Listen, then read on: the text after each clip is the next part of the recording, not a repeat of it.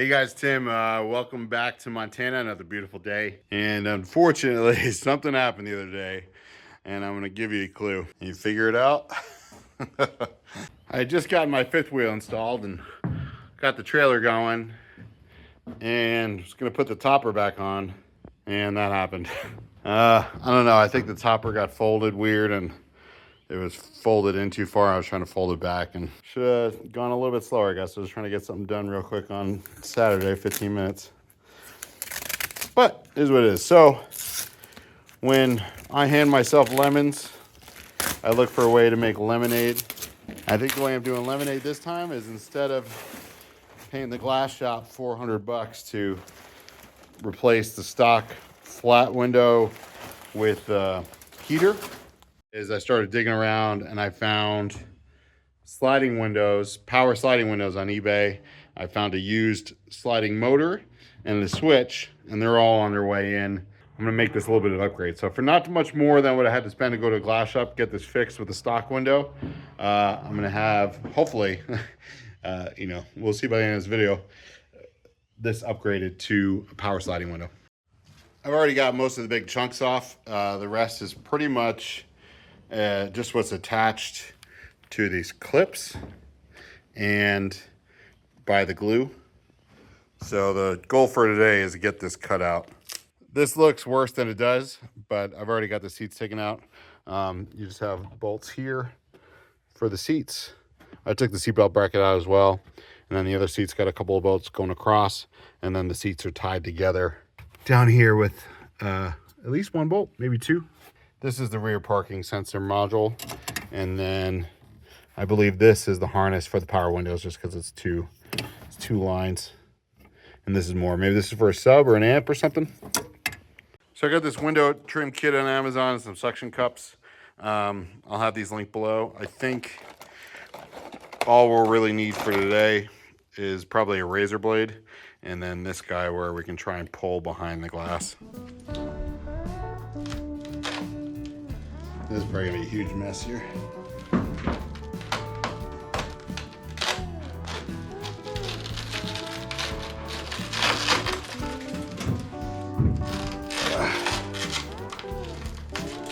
Well, it's working. It's definitely working.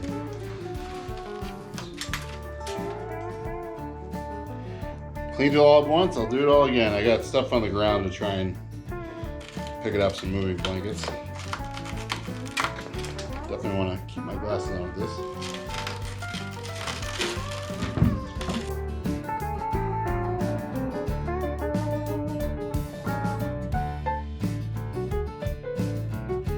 I don't like going left or right just because I'm a righty. So it just goes behind into the glue.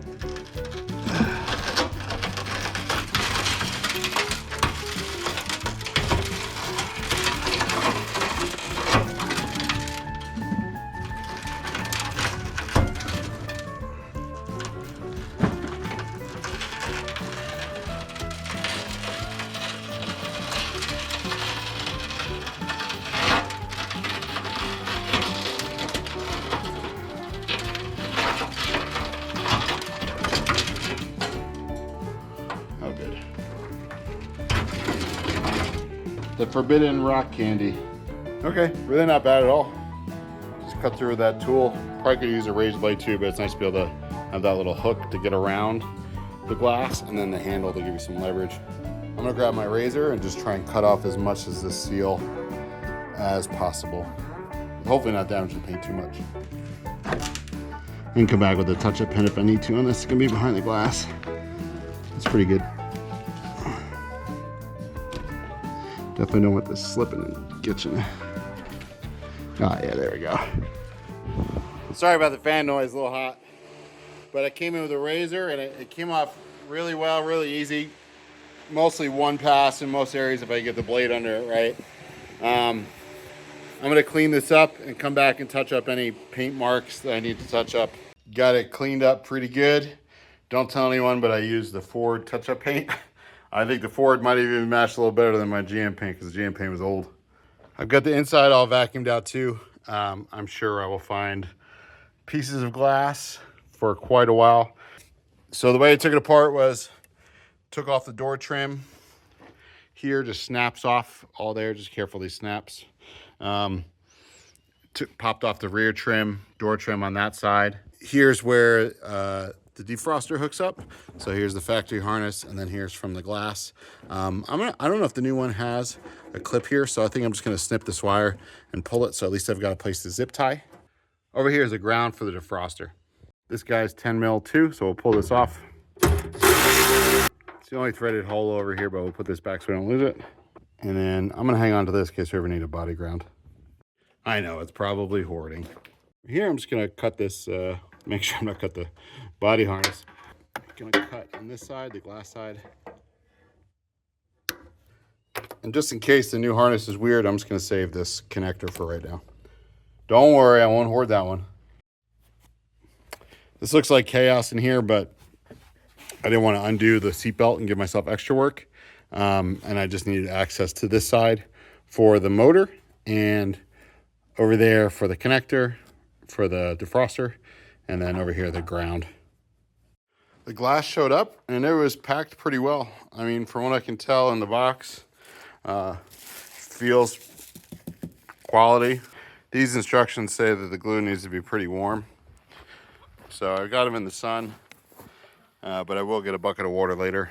I've got a decent caulk gun, but I don't think it's that good, and I'm worried I'm gonna get up there and it's not gonna come out, so we go do a little shopping.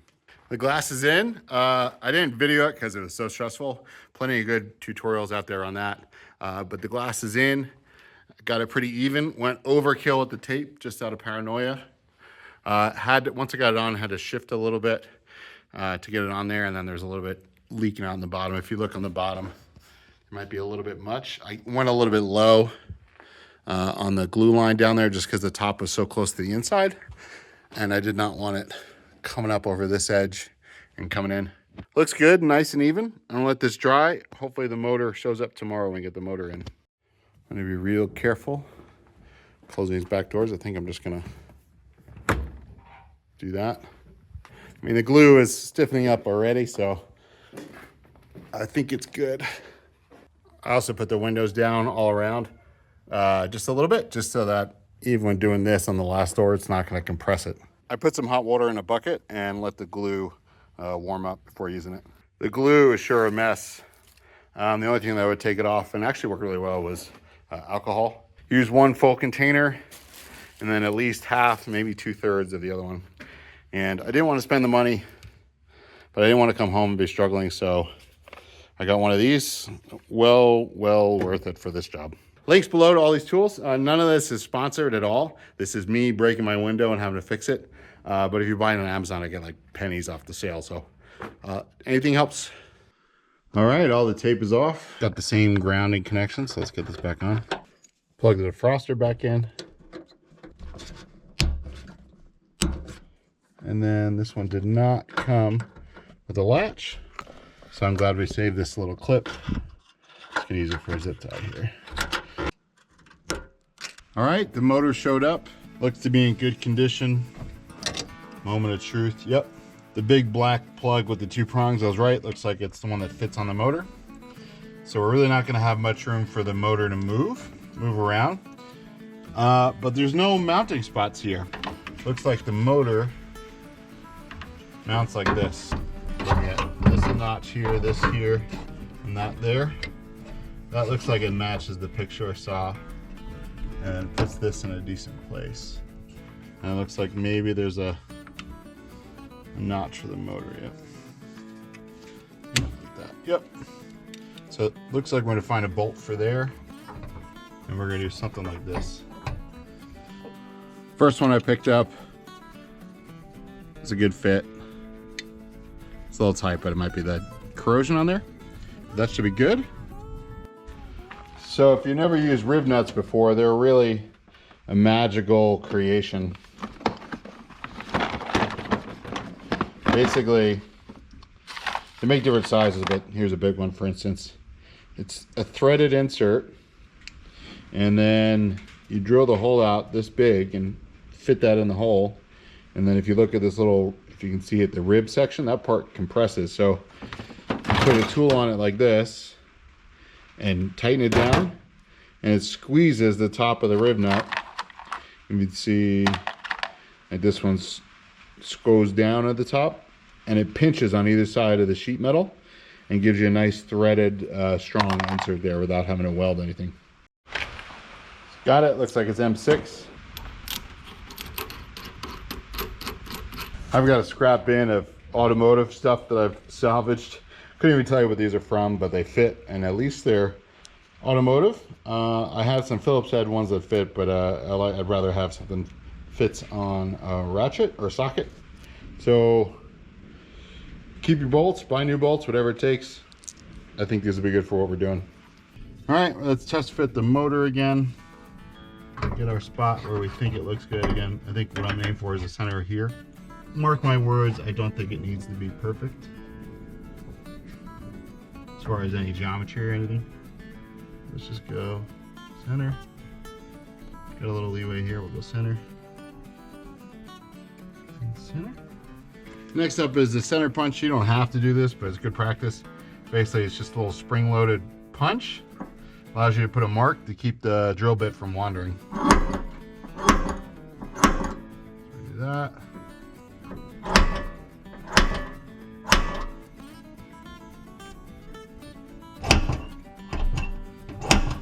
The holes end up being a little bit off. We can always wallow these out a little bit, and it shouldn't be a big deal. These appear to be 5/16. You could try and step it up, but I think with 5/16 we should be good enough to just go through here. All right, grab the drill from inside because I was finishing up some drywall the other day. I tell you, drywall mudding, I know why people don't like it now. All right, here we go.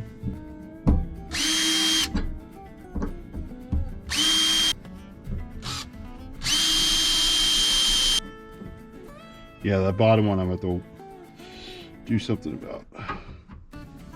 So this will put holes to the back of your cab unless you're going to weld bolts on there. The rib nut will take up that space and it will be sealed with the bolt. I'm just going to clean up the holes a little bit, try and get rid of those burrs.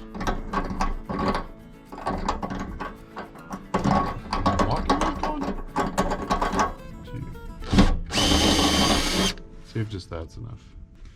Anytime you're putting holes in metal, touch it up with a little paint just around the rim. Now you screw the rib nut on the end.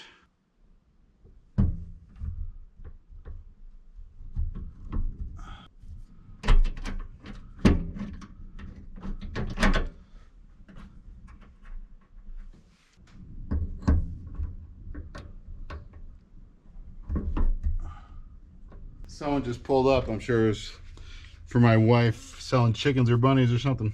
Always something going on.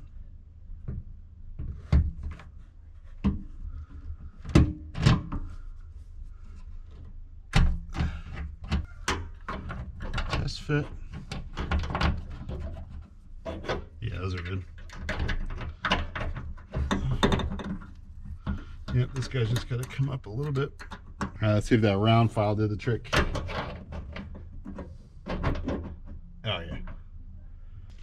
I'm gonna guess these are 10. Yeah, I'm not gonna kill them.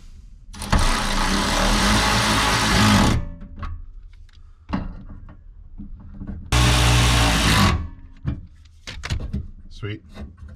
That is solid. Little tab goes under. That's coming out. I think that's pretty good. Time will tell. I don't have to switch yet, because this looks like it should be something like this. Something like that. Now, do I dare to put everything back? I know I'm gonna have to modify this.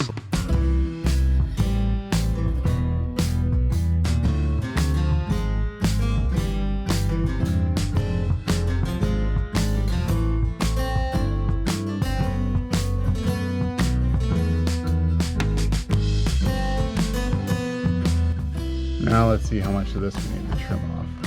What if we just trim here?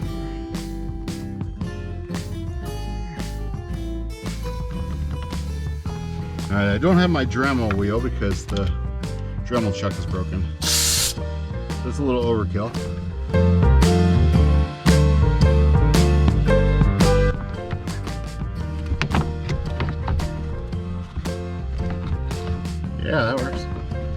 that gets us around there nicely. And you'll like never ever see it. Maybe this side could come a little bit more. Right here. So guess what? GoPro died. In other news, water wet, fire hot. But I got the clips back on. I just ground out a little bit more over here. You can make it a little bit cleaner than this if you wanted to, but I'm fine with it. Everything's back up. Looking pretty clean. So now it's time to get the seats back in. So we're gonna start with this one because the other one bolts to this guy.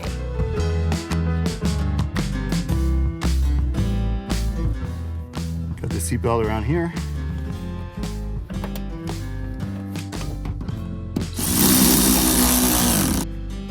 Just trying to align it with the where you could see where it was.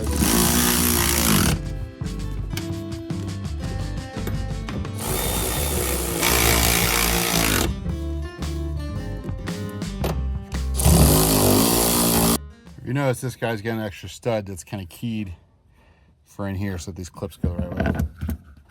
Buckles go the right way. Let's see. You'll notice Exhibit A, you got the threaded hole here and threaded hole here. That's where the other seat bolts through with these guys. Again, you probably want to make sure these are torqued down to spec, which I don't know, so I make mine tight, but that's up to you. That's on you. Next up is to get the switch installed. The new overhead console came in and, well, this guy was sticking and full of dirt, so I sprayed it with brake clean and you notice it began to eat the soft touch off of here. So don't do what I did because that was really dumb. I don't know if I would have even realized that the brake clean would take the coating off. I just figured this was plastic and not the soft touch stuff. Thankfully, the center part came away mostly unscathed except for a couple drops here on the edge. But I'm going to transplant it into mine, which works and doesn't look like this. So if I remember correctly, you can pop this panel off from in here. Yeah. It's hard to see, but there's two Phillips head screws up there. You're going to want to use a long, thin driver so you can get up in there and that hole, and then there, the crevice. If you're lucky, one will just drop out and fall into the cup holder. The other one sits behind here. I don't think there's anything else but clips up there.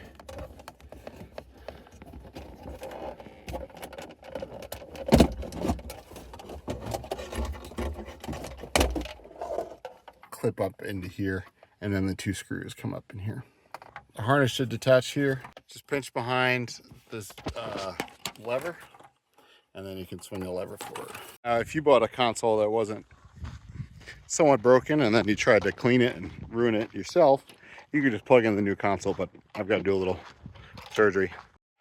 I wasn't sure if this harness would be the same, because this one has a spot for the home link and this one doesn't. So the harness is different. It doesn't have the little black tab for home link. It has everything else, including a dummy here for the passenger airbag. So I'm gonna swap this harness out and we'll see if it works. Realize I got my little camera here, so I'll bring it along. I had to unscrew the push button for the light, just to clear this whatever, I think it's soft close thing going on over here. And it is a different part number. So this is from 2014, this is from 2017. So we're gonna find out pretty quick if these we're gonna find out pretty quick if these ain't compatible.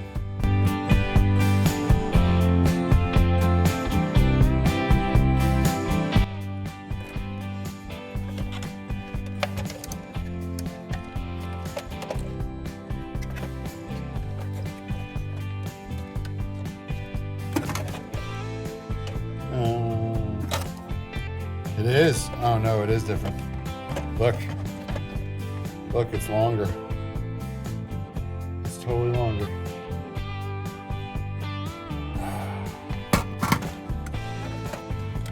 How is that possible? The whole thing is the same size, but this part is longer and the glasses thing is shorter. All right, I don't even know if I want to film this right now, but the dome lights are working.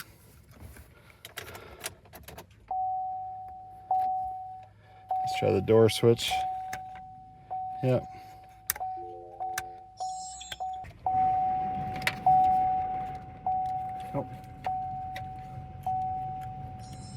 It's not working. So I think I found the issue is that right here, 39, which is right next to that 30, is empty. So there's no way to plug into there. So I think this whole fuse box needs to be changed. I wonder if I can find this box on eBay. I had a feeling they were going to cheap out somewhere. It's interesting that they have the whole harness, but they cheap out at the fuse panel. You know, I would expect like no fuses, but no wiring in there. That's kind of strange. So I painted the overhead console that I have ruined with the brake clean, and I think it came out pretty good. And the color is actually, you know, it's for a can of paint from Walmart. This is the paint I use, this satin Rust-Oleum from Walmart. It's pretty close. The buttons aren't gonna match perfectly because I didn't want to paint over the graphic on the button. The A-pillars are this gray, I think. But there's enough of a separation that I don't think you're gonna really notice it. I had originally thought I was even gonna run the panel in there without painting the panel, but I figured I got it out, let me paint it. The finish on the glasses compartment is a little rough. The paint can was spitting more, and there's some slight fish eyes going on here, but it's not a big deal. So one thing always leads to another. I got this sanded a little bit, looking a little better, but I just can't get this release mechanism to work. There's like a little pin that rides through a track. It's actually pretty interesting. But it's a totally different mechanism than the other one. I took off a whole bunch of material on the belt sander and with the die grinder for this bracket. Now, how is this gonna stay in here? I don't know. Will it fit? I don't know, but we're certainly gonna try. I'm probably just gonna end up epoxying it in there because I do have an extra switch. Wow, that's shocking, over-engineered maybe. I've got it in just these 2 clips on this side, and that's enough to hold it without any epoxy or anything, and I'm pushing. So it's not gonna go past. I'm gonna remove some material in the middle there. All right, got it to fit nice and good. There's a little bit of a lip here that I'm gonna go take off on the belt sander, but it's in there. I ground down in here, gave us a little. So one thing to note is the LED in the center of the older panel is a warmer light and the new one is a cooler white. So I just swapped them out. So I put my panel off to 2018 and this one, I think it's off the previous half of the generation, 2014 maybe. And you can see the gap difference there. There's a little bit of a gap here. I can't tell if that's just because I need to trim it more. I mean, even if I push it all the way up, there's still a gap. I think the contour of the longer one kind of comes back in, and that's why there's that gap there. But honestly, it's not terrible. And the fact that I've got the stock console with the working glasses case is better. We got everything in this. Still doesn't work, waiting on the fuse panel. My lights work, the switch still works. The garage door opener works. Overall, I'd say that the console's a win, and I can't even tell that it's painted when sitting in the car. The light is just, it's so close. So I'd say this is a win. You can't even tell the difference in the color. The ambient light, it just looks normal. New fuse box showed up. And I'm going to compare all the fuses here in a second. But what it does have is it has the second 30 amp, which this one does not.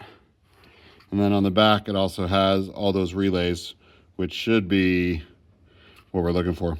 This is also, if you look, this is box X or BKX, and this is BKV if you're looking for any parts there. Batteries are disconnected. Now it looks like we just got to take this harness off. And it looks like this should just unclip up here.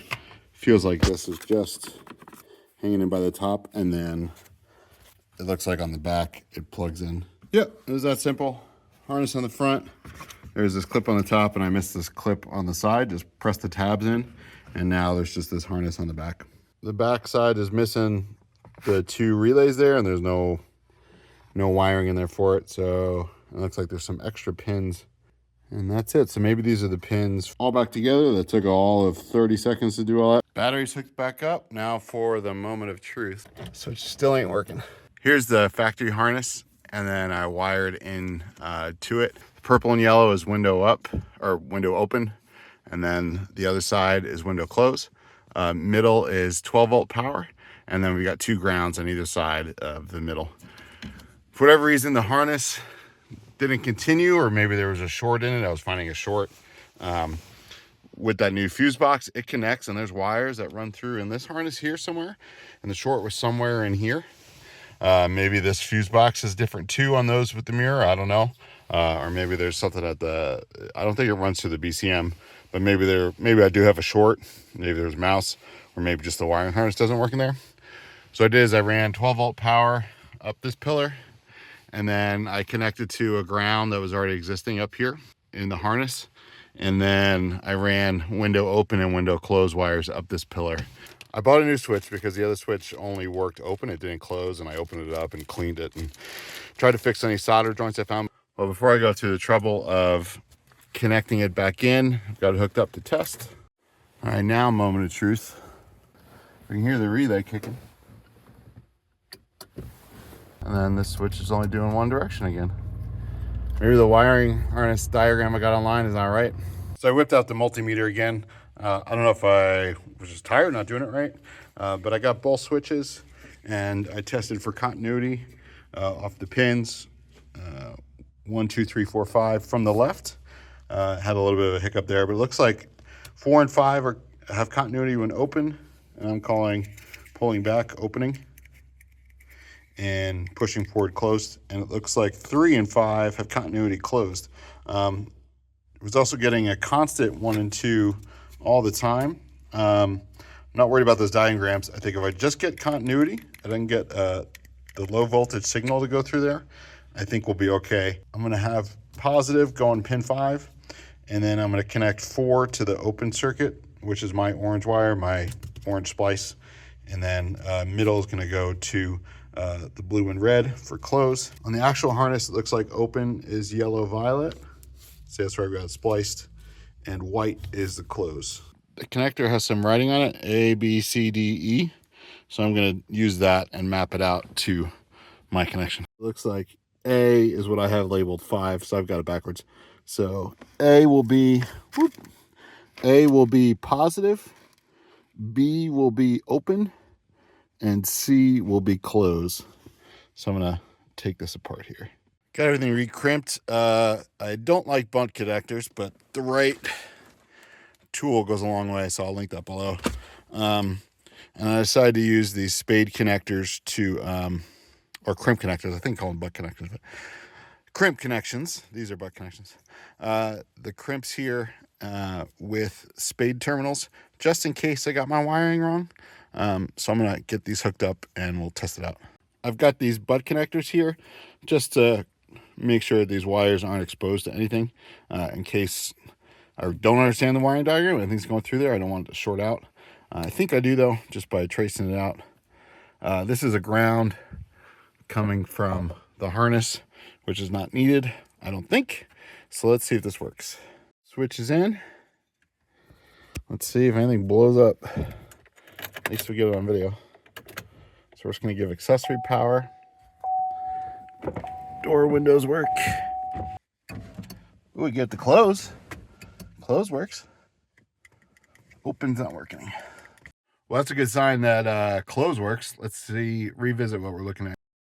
I think we got to reverse though, so you can hear the open going, but not close going. So let me reverse these. So I got the wires reversed. Let's see what happens if I try to open it. Yeah, there it goes. Gonna open it and close it. There we go. Close, open. Yeah. So the switch just clips back in here. Make sure we're doing that right. I just tested it again before I button it back up. And now it won't. I go to close it, it won't close, but it won't open now. All right, so I just swapped the blue and red and orange wire, my blue and red and orange, which are the close and open wires. And it works again, except when I push it open, it closes. When I push it closes, it opens. I also connected the ground for fun. Let's try cycle the ignition. Open, close, it works again.